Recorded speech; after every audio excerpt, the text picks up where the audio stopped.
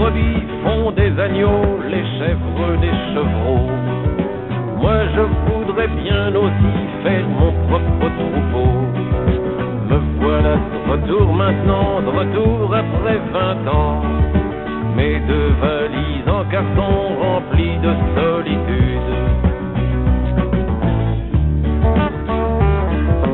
Pour celle que j'attends un jour, j'ai travaillé des jours à reconstruire une maison avec tout ce qu'il faut dedans. Un chauffage, de l'eau chaude, un frigo, une radio. J'y vais une fois de temps en temps, je m'assieds et j'attends. En même temps que je rebâtissais, j'ai écrit aux journaux, aux chasseurs pour être précis avec ma photo. Un jour une m'a répondu que ça l'intéressait.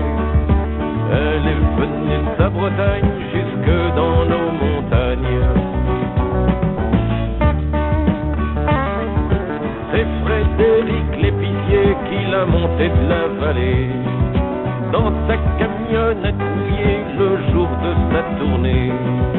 Quand j'ai été la chercher, on s'est bien regardé. On n'a pas su quoi se dire, elle aurait pas dû venir.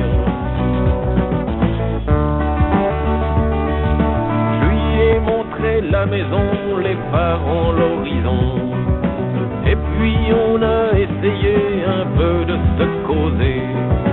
Je me souviens qu'elle m'a dit qu'on était bien gentils, mais elle ne savait pas pourquoi qu'elle ne resterait pas. Pour celle que j'attends un jour, j'ai réécrit aux journaux en y joignant ma photo et tout ce qu'il leur faut. Un jour une me répondra et ça l'intéressera. Un jour une me répondra et même elle restera.